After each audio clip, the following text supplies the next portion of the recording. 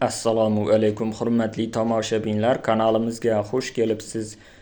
Ushbu videomizda chet tilini o'rganish xarajatlarining 50% qoplab berilishi haqida ma'lumotga ega bo'lishingiz mumkin. Kanalimizga yangi bo'lsangiz, obuna bo'lib qo'yishni hamda videoroligimizni ko'pchilik uchun manfaatli deb bilsangiz, bir dona like tugmachasini bosib qo'yishni unutmang. Xorijda ishlash istagidagi fuqarolarga chet tilini o'rganish xarajatining 50%, malaka imtihoni esa to'liq qoplanadi.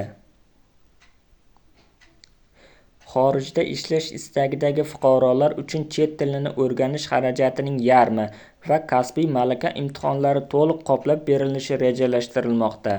Bu haqda Prezident matbuot xizmati xabar berdi. Qayd etilishicha, Shavkat Mirziyoyev tashqi mehnat migratsiyasini tartibli tashkil etish, fuqarolarni yuqori daromadli ish o'rinlariga tayyorlash va ularni ijtimoiy himoya qilishga qaratilgan chora-tadbirlar yuzasidan taqdimot bilan tanishgan. Bugungi kunda 1,2 million nafar o'zbekistonlik 40 ga yaqin davlatda mehnat qilmoqda. Rivojlangan davlatlarda malakali ishchi kuchiga ehtiyoj ortib bormoqda.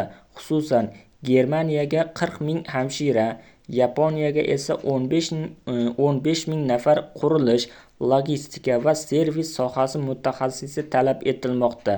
Shu bois yuqori daromadli mehnat bozorlariga chiqish ustuvor yo'nalish sifatida belgilangan.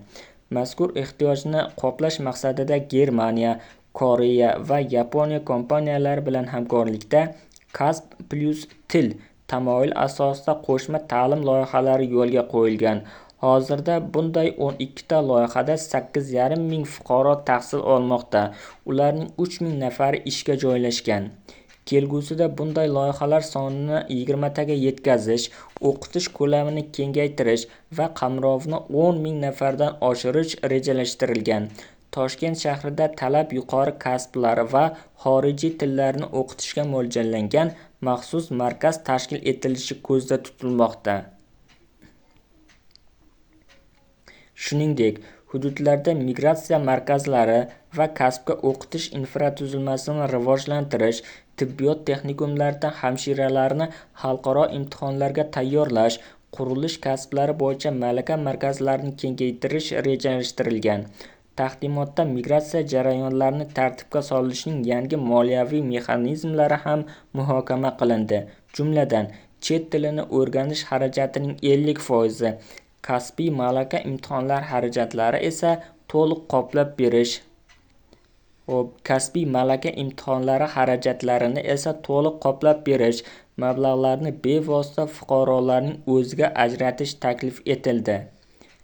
Videomiz yoqqan bo'lsa, like bosing, kanalimizga obuna bo'ling. Manba: daryo.uz sayti.